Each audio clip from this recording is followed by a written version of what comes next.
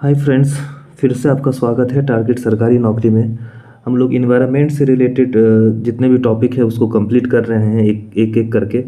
और उसी क्रम में हमारा ये नेक्स्ट टॉपिक आज का है जो हम लोग आज करने वाले हैं। ऐसे ही करते करते हम लोग सारा इन्वायरमेंट ख़त्म कर लेंगे। सॉरी, इन्वायरमेंट को ख़त्म नहीं करना, मतलब उस टॉपिक को ख़त्म करना है। और साथ ही साथ हम लोग अब अ, 2 दिन के बाद हम लोग यहाँ पर साइंस का प्रॉपर एक तरीके से टॉपिक स्टार्ट करने वाले हैं, जिसमें फिजिक्स से स्टार्ट करूँगा मैं। फिजिक्स जैसे ख़त्म होगा फिर केमिस्ट्री और फिर बायो कंप्लीट किया जाएगा। और जो भी एग्ज़ाम आप दे रहे हैं जनरल कंपटीशन के लिए, तो हर एग्ज़ाम में जो है वो काम आएगा आपके।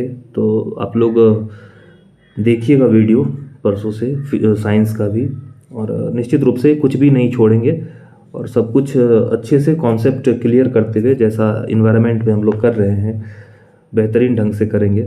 तो चलिए आज का टॉपिक हम लोग शुरू करते हैं। आज का जो टॉपिक है वो है, इसमें जितने भी स्टैटिक्स वाले पोर्शन हैं या वन लाइनर हैं, जो भी क्वेश्चन बन सकते हैं, सारा कुछ कवर कर लिया है मैंने इसमें। और बस यही, इसमें ज़्यादा कुछ है नहीं, देखते हैं, बस याद ही करने वाला टॉपिक है। फिर भी हम लोग देखते हैं इसमें क्या सब आता है। सभी जितना भी मटेरियल बनता है ना, वो सबको मैंने इकट्ठा करके एक जगह उसको किया है, तब मैं आपको बता रहा हूँ। इतनी सारी चीज़ें एक जगह आपको कहीं नहीं मिलेंगी। तो आप लोग वीडियो देखें अच्छे से, और चाहे तो आप इसको नोट्स कर सकते हैं। तो चलिए शुरू करते हैं। टॉपिक है हमारा विभिन्न वन्यजीव संरक्षण परियोजना। आपको पता है वन्यजीव संरक्षण अधिनियम जो 1972 में आया था, और इसी के बाद से बहुत सारे वन्यजीवों के लिए संरक्षण परियोजनाएं चालू की गई, जिसमें से कि 1973 का मैंने बताया था आपको प्रोजेक्ट टाइगर भी 1972 में स्टार्ट किया गया था, 1973 में। इसी के आने के बाद इसके अलावे और भी बहुत सारे जीवों के लिए संरक्षण परियोजनाएं चलाई गई। तो हम लोग एक एक करके उसको देखेंगे कि कौन कौन सी परियोजनाएं चलाई गई। पहला हमने बताया था बाघ परियोजना। बाघ परियोजना जो है 1969 में IUCN stand for international union for conservation of nature, इसका स्थापना जो है 1948 में हुआ था, और इसका मुख्यालय स्विट्जरलैंड में है। स्विट्जरलैंड के ग्लैंड में इसका जो है ग्लैंड में इसका मुख्यालय है। एक चीज़ और बता दूं, IUCN के अंतर्गत ही काम करता है वर्ल्ड वाइड फंड, WWF। 1961 में इसकी स्थापना की गई थी, और इसका भी मुख्यालय जो है ग्लैंड स्विट्जरलैंड में ही पड़ता है। ये टॉपिक भी हम लोगों ने किया था इंटरनेशनल ऑर्गेनाइजेशन का, जितने भी अंतर्राष्ट्रीय संगठन हैं उसका एक वीडियो में पूरा निचोड़ मैंने बताया था आपको। तो अभी आगे चलते इसमें। तो हुआ था क्या एक्चुअली में कि जो IUCN है, इसका 10वां अधिवेशन जो हुआ था, उसमें यह निर्णय लिया गया था कि बाघों को संपूर्ण सुरक्षा दिया जाए। भारत में पहली बार बाघों की जो गणना हुई थी वो 1972 में, और 1 अप्रैल 1973 को बाघ परियोजना जो है भारत के जिम कॉर्बेट नेशनल पार्क से स्टार्ट किया गया। जिम कॉर्बेट नेशनल पार्क जो है 1936 में हैली नेशनल पार्क के नाम से स्थापना हुआ था इसका। इस पार्क से होकर कौन सी नदी बहती है, ये भी क्वेश्चन आया हुआ है। रामगंगा नदी जो है इस पार्क से होकर बहती है। ठीक है, तो यहाँ पर ये क्वेश्चन हो गया। आगे चलते हैं हम लोग। क्षेत्रफल की दृष्टि से जो हमारे देश में सबसे बड़ा टाइगर रिजर्व है वो है नागार्जुन सागर श्रीशैलम, जो कि 2 राज्यों में पड़ता है, आंध्र प्रदेश और तेलंगाना में। ये कृष्णा नदी के किनारे है। ठीक है, आंध्र प्रदेश और तेलंगाना में। आंध्र प्रदेश तेलंगाना पहले एक ही राज्य था। 2 जून 2014 को जो है तेलंगाना जो है आंध्र प्रदेश से अलग हो गया। अभी तेलंगाना की राजधानी है हैदराबाद। सबसे छोटा जो है वो है बोर टाइगर रिजर्व, जो कि महाराष्ट्र में पड़ता है। भारत का सबसे छोटा टाइगर रिजर्व कौन सा है? बोर टाइगर रिजर्व, महाराष्ट्र में। सर्वाधिक ऊंचाई पर स्थित टाइगर रिजर्व जो है वो है नामदफा, अरुणाचल प्रदेश में। नामदफा टाइगर रिजर्व अरुणाचल प्रदेश में। और भारत के स्टेट मध्य प्रदेश को टाइगर स्टेट के नाम से जाना जाता है। भारत का जो सबसे दक्षिण में स्थित टाइगर रिजर्व है वो है कालकड मुंडनथुरई, जो कि तमिलनाडु में स्थित है। पूछेगा कि भारत की किस टाइगर रिजर्व में बाघों का सर्वाधिक घनत्व है, डेंसिटी है। डेंसिटी मतलब समझते हैं ना आप लोग? डेंसिटी मतलब होता है कि कितने कम एरिया में ज़्यादा से ज़्यादा जीव हो। ठीक है, मान लीजिए 1 किलोमीटर स्क्वायर में अगर कहीं 1 किलोमीटर स्क्वायर में कहीं 100 जीव रह रहे हैं, 100 टाइगर रह रहे हैं मान लेते हैं, और वही कहीं दूसरी जगह 1 किलोमीटर स्क्वायर में जो है 500 बाघ रह रहे हैं, तो डेंसिटी इसका ज़्यादा होगा। मतलब एरिया तो उतना ही है, लेकिन जीवों की संख्या कहाँ पर ज़्यादा है, यहाँ पर।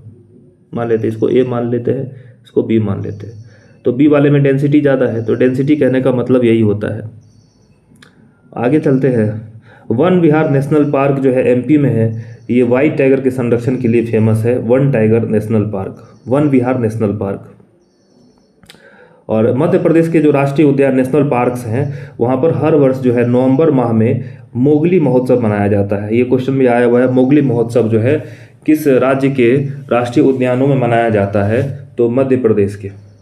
और हर माह जो है, हर वर्ष जो है नवंबर माह में इस मोगली महोत्सव को मनाया जाता है। आगे चलते हैं। राष्ट्रीय बाघ संरक्षण प्राधिकरण का गठन कब हुआ, 1973 में। ये सारे फैक्चुअल पॉइंट है, ये सब याद करना ही होगा आपको। टाइगर मैन ऑफ इंडिया किसे कहते हैं, कैलाश सांखला को। विश्व का 70% बाघ हमारे देश में रहता है, 70%। अभी हमारे देश में 58 टाइगर रिजर्व है। तो हम लोग यहाँ पर अभी पूरा देखेंगे हम लोग, लेकिन जो 49 नंबर से लेकर 58 नंबर तक है उसको पहले हम लोग देख लेते हैं, क्योंकि वो लेटेस्ट है, वहाँ से क्वेश्चन ज़्यादा जो है बनने का चांस रहता है। तो देखते हैं 58 टाइगर रिजर्व में जो नए नए बने हैं उसमें से। तो 49 नंबर में जो बना वो है मुदुमलाई। मुदुमलाई तमिलनाडु में है। सत्यमंगलम भी तमिलनाडु में है। मुदुमलाई और सत्यमंगलम तमिलनाडु। उसके बाद एक और तमिलनाडु में है, श्री विलीपुथुर मेघामलाई। श्री विलीपुथुर मेघामलाई, ये भी तमिलनाडु में है। इसके अलावा बात करेंगे रामगढ़ विषधारी टाइगर रिजर्व, 2022 में इसको बनाया गया, राजस्थान में पड़ता है रामगढ़ विषधारी टाइगर रिजर्व। उसके बाद रानीपुर टाइगर रिजर्व जो कि उत्तर प्रदेश में पड़ता है।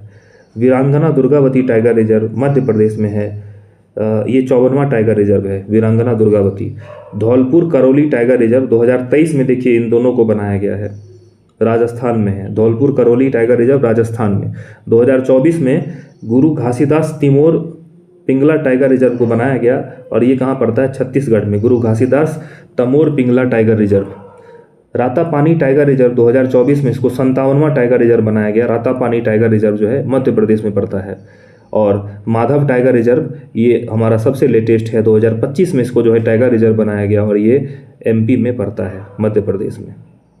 तो इसको एक नज़र से फिर से देखेंगे आप लोग और इसको याद कर लेंगे। आगे चलते हैं। अब यहाँ पर हमारा जितना भी टाइगर रिजर्व है उसके बारे में है।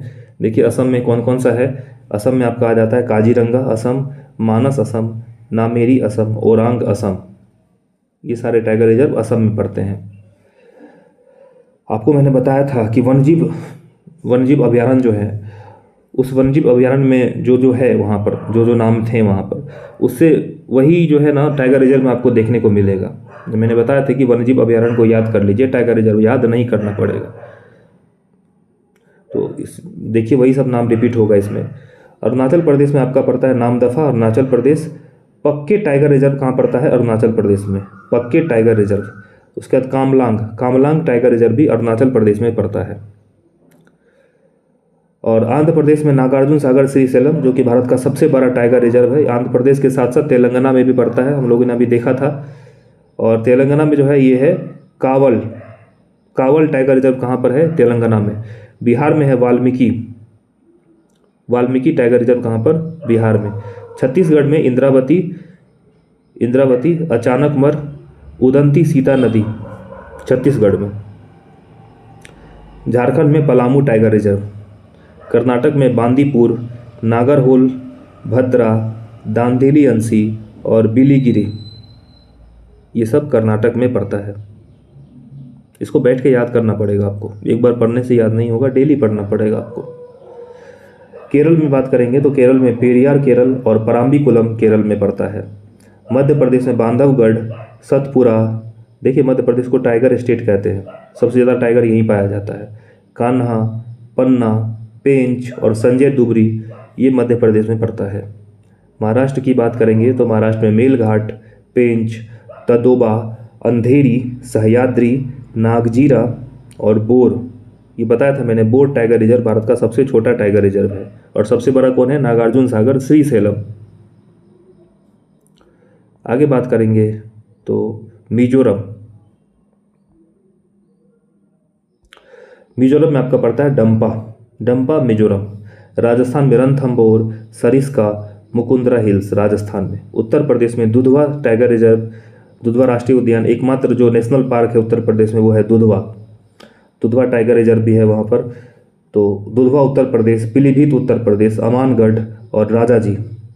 जिम कॉर्बेट भारत का ये पहला नेशनल पार्क भी है। 1936 में हेली नेशनल पार्क के नाम से इसकी स्थापना की गई थी। रामगंगा नदी इससे होकर बहती है। तो जिम कॉर्बेट कहाँ पर है? उत्तराखंड में। और बुक्सा पश्चिम बंगाल, सुंदरवन पश्चिम बंगाल, सिमलीपाल उड़ीसा और सतकोसिया भी उड़ीसा में। तमिलनाडु की बात करेंगे तो तमिलनाडु में है कालकड, मुंदनथुरई, अन्नामलाई तमिलनाडु, मुदुमलाई तमिलनाडु, अन्नामलाई मुदुमलाई, अन्नामलाई मुदुमलाई, सत्यमंगलम तमिलनाडु। तो ये 50 हो गया और मैंने आपको 49 से लेकर 58 तक तभी पहले ही बता दिया था। तो आगे चलते हैं, बाघों के अलावा और कौन सी संरक्षण परियोजनाएं हैं उसके बारे में हम लोग जानने का चेष्टा करते हैं। अन्य संरक्षण परियोजनाओं में बात करेंगे तो हाथी संरक्षण परियोजना। देखिए, हाथी संरक्षण के लिए जो परियोजना चलाया गया था वो गजमते के नाम से चलाया गया था 1992 में। हाथी को अक्टूबर 2010 में केंद्रीय वन, पर्यावरण और जलवायु परिवर्तन मंत्रालय के द्वारा राष्ट्रीय विरासत पशु, नेशनल हेरिटेज एनिमल घोषित किया गया था। अक्टूबर 2010 में हमारा विरासत पशु कौन सा है? नेशनल हेरिटेज एनिमल कौन है? तो हाथी है। और विश्व हाथी दिवस कब मनाया जाता है? विश्व हाथी दिवस हर साल 12 अगस्त को मनाया जाता है। ठीक है, इतना याद रखेंगे इसमें। उसके बाद चलेंगे मगरमच्छ संरक्षण परियोजना। 1974 में इसकी शुरुआत की गई थी। और मगरमच्छ के लिए जो है अपना उड़ीसा का भीतरकनिका राष्ट्रीय उद्यान फेमस है। सर्वाधिक खारे पानी में रहने वाले मगरमच्छों की संख्या यहाँ पर सबसे ज़्यादा है। केंद्रीय मगरमच्छ प्रजनन और प्रबंधन प्रशिक्षण संस्थान कहाँ पर है? हैदराबाद में। कुछ प्रमुख घड़ियाल और मगरमच्छ संरक्षित क्षेत्र जो है उसके बारे में मैंने लिखा है यहाँ पर। गुंडी राष्ट्रीय उद्यान तमिलनाडु, चंबल वन्यजीव अभयारण्य राजस्थान, भीतरकनिका उड़ीसा। सर्वाधिक जो है खारे पानी में रहने वाली मगरमच्छ कहाँ पाई जाती है? भीतरकनिका उड़ीसा में। उसके बाद नंदनकानन उड़ीसा में, सतकोसिया गॉर्ज उड़ीसा में। ठीक है। और गिद्धों के लिए संरक्षण परियोजना 2006 में किया गया था। 2006 में हरियाणा वन विभाग और 2006 में क्या हुआ था? हरियाणा वन विभाग और बम्बई नेचुरल हिस्ट्री सोसाइटी, उन्होंने एक मेमोरेंडम MOU पर साइन किया था। उसमें कहा गया कि डाइक्लोफेनेक जो इंजेक्शन होता है, ड्रग्स होता है, उस ड्रग्स के यूज़ के कारण जो है गिद्ध जो है विलुप्ति के कगार पे आ गए। क्या होता था कि जब पशु बीमार होते थे तो ये एक एंटी इन्फ्लामेटरी और एक तरह से कह सकते हैं कि पेन किलर के रूप में यूज किया जाता था पशुओं के लिए। और ये जो पशु को पड़ता था और वो पशु जो बाद में मर जाते थे, उनका डेथ हो जाता था, तो उनको फेंक दिया जाता था कहीं भी बाहर में और उसको गिद्ध लोग आके खाते थे। और खाने के विदिन 30 डेज, 30 दिन के अंदर गिद्ध का किडनी फेलियर हो जाता था और उससे उसकी मृत्यु हो जाती थी। इस तरह से सारे गिद्ध विलुप्त हो गए इसी डाइक्लोफेनेक इंजेक्शन के कारण। अभी भी इसका यूज हो रहा है हमारे देश में, लेकिन यह जानवरों पर इस्तेमाल नहीं किया जाता, उस पर रोक लगा दिया गया है। हम लोग तो अभी भी डाइक्लोफेनेक का टैबलेट खाते हैं, इंजेक्शन भी लेते हैं। ठीक है, तो यही कारण रहा गिद्धों की विलुप्ति का, डाइक्लोफेनेक ड्रग्स। पहला जो गिद्ध प्रजनन केंद्र है वो पिंजौर हरियाणा में है। पहला गिद्ध प्रजनन केंद्र पिंजौर हरियाणा में। और दूसरा राजभट खावा। पिंजौर में एशिया का पहला जिप्स वल्चर री इंट्रोडक्शन प्रोग्राम, जिप्स गिद्ध पुनरुद्धार कार्यक्रम शुरू किया गया था। कहाँ पर? पिंजौर हरियाणा में। कब किया गया? 2016 में। ठीक है। इसके अलावा गिर सिंह परियोजना 1973 में शुरू किया गया। हंगुल परियोजना, देखिए हंगुल क्या है? हंगुल एक हिरन है, यूरोपीय रेंडियर प्रजाति का हिरन है ये। केवल कश्मीर के दाचीग्राम राष्ट्रीय उद्यान में पाया जाता है, जिसको मैंने बताया था आपको कश्मीरी स्टैग बोलते हैं। कश्मीरी क्या बोलते हैं? स्टैग, कश्मीरी स्टैग, हंगुल को। 1970 में IUCN का स्थापना कब हुआ? 1948 में। वर्ल्ड वाइड फंड का स्थापना कब हुआ? 1961 में। दोनों का हेडक्वार्टर कहाँ पर है? ग्लैंड, स्विट्जरलैंड में। ठीक है, तो 1970 में IUCN और WWF के सहयोग से हंगुल परियोजना जम्मू कश्मीर सरकार के द्वारा शुरू किया गया। कस्तूरी मृग परियोजना, देखिए कस्तूरी मृग जो है ना हिमालय क्षेत्र में हिमाचल प्रदेश की चंबा घाटी से लेकर सिक्किम तक जो है ये कस्तूरी मृग पाया जाता है। ठीक है, और कस्तूरी किस्म जो होता है ना मृग का, वो केवल नर मृग में ही पाया जाता है। मादा मृग में कस्तूरी किस्म नहीं पाया जाता है। कस्तूरी मृग का यूज जो है ना बहुत सारे सौंदर्य प्रसाधन, कॉस्मेटिक प्रोडक्ट्स बनाने के लिए किया जाता है। बहुत ही सुगंधित होता है ये मृग मतलब हिरन, समझ रहे हैं ना आप लोग, मृग। तो उसको मार करके क्या करते हैं, उसका सौंदर्य प्रसाधन बनाने में यूज करते हैं। साथ ही साथ बहुत सारे मेडिसिन बनाने में भी इसका यूज किया जाता है। ठीक है, तो इसके संरक्षण के लिए 1970 में IUCN के द्वारा परियोजना शुरू किया गया। फेमस जो है कस्तूरी मृग के लिए 2 फेमस है। एक शिकारी देवी अभयारण्य, इतना ज़्यादा शिकार हुआ कस्तूरी मृग का यहाँ पर कि इसका नाम ही रख दिया गया क्या? शिकारी देवी अभयारण्य। कहाँ पर? हिमाचल प्रदेश में। और बद्रीनाथ अभयारण्य कहाँ पर? उत्तराखंड में। तो ये दोनों फेमस है कस्तूरी मृग के लिए। अगला चलते हैं लाल पांडा परियोजना। लाल पांडा जो है ना आपको पूर्वी हिमालय क्षेत्र में पाया जाता है। पूर्वी हिमालय क्षेत्र में 1500 से लेकर 4000 मीटर की ऊंचाई पर यह जो है पाया जाता है। बहुत ही क्यूट सा ये जानवर है लाल पांडा, और ख़ास करके सिक्किम में आपको मिलेगा, अरुणाचल प्रदेश में और दार्जिलिंग में मिलेगा। अरुणाचल प्रदेश में इसको कैट बियर के नाम से जानते हैं लाल पांडा को। लाल पांडा परियोजना जो है 1996 में WWF और पद्मजा नायडू हिमालयन जंतु पार्क के द्वारा जो है स्टार्ट किया गया। लाल पांडा के लिए कब? 1996 में। थामिन एक विशेष प्रकार का हिरण है जो मणिपुर की लोकटक झील के दक्षिणी पूर्वी भाग में पाया जाता है। थामिन, इसको भी याद रखेंगे। कछुआ संरक्षण परियोजना 1975 में स्टार्ट किया गया। और भीतरकनिका जो है उड़ीसा का, ये फेमस है। ऑलिव रिडले, यहाँ पर कछुआ की 3 प्रजातियाँ पाई जाती है, जिसमें कि ऑलिव रिडले जो है, ये ऑलिव रिडले दक्षिणी अमेरिका की प्रजाति है और ये शीत ऋतु में भारत के पूर्वी तट पर आकर जो है अपना घोंसला बनाती है। उसके बाद गेंडा परियोजना 1987 का। जो एक सींग वाला गेंडा है ना, वो केवल और केवल सिर्फ और सिर्फ भारत में ही पाया जाता है। और इसके लिए फेमस कौन सा है? जल्दापारा पश्चिम बंगाल, काजीरंगा असम और मानस असम। सैटेलाइट फोन से लैस होने वाला पहला जो है राष्ट्रीय उद्यान कौन सा, आपको याद है? हम लोगों ने पढ़ा था, काजीरंगा नेशनल पार्क असम का। ठीक है, ये सैटेलाइट फोन से लैस होने वाला, सैटेलाइट फोन का यूज़ करने वाला पहला नेशनल पार्क है। अगला हम चलेंगे गंगा नदी डॉल्फिन संरक्षण। अच्छा, गंगा नदी डॉल्फिन को राष्ट्रीय जलीय जीव घोषित किया गया। कब? 5 अक्टूबर 2009 को इसको राष्ट्रीय जलीय जीव घोषित किया गया। और जो गंगा नदी डॉल्फिन के लिए फेमस है, विक्रमशिला गैंगेटिक डॉल्फिन सेंचुरी, इसकी स्थापना 1991 में भागलपुर में किया गया। ठीक है, यहाँ पर मैंने IUCN के बारे में लिखा है। अक्टूबर 1948 में इसका स्थापना, ग्लैंड स्विट्जरलैंड में मुख्यालय है। और ये जो रेड लिस्ट जो है ना, लाल सूची, जो संकटग्रस्त जीव हैं उसके लिए जारी करता है। 1964 में पहली बार ये जारी किया गया था रेड लिस्ट। इसकी 9 श्रेणियाँ हैं। ये भी क्वेश्चन पूछा हुआ है, कितनी श्रेणियों में आता है ये? तो 9 श्रेणियों में आता है। इसके अलावा WWF जो है 1961 में इसका स्थापना हुआ। दोनों का मुख्यालय ग्लैंड स्विट्जरलैंड में ही पड़ता है। तो हो गया यहाँ पर दोस्तों आपका समाप्त ये चैप्टर।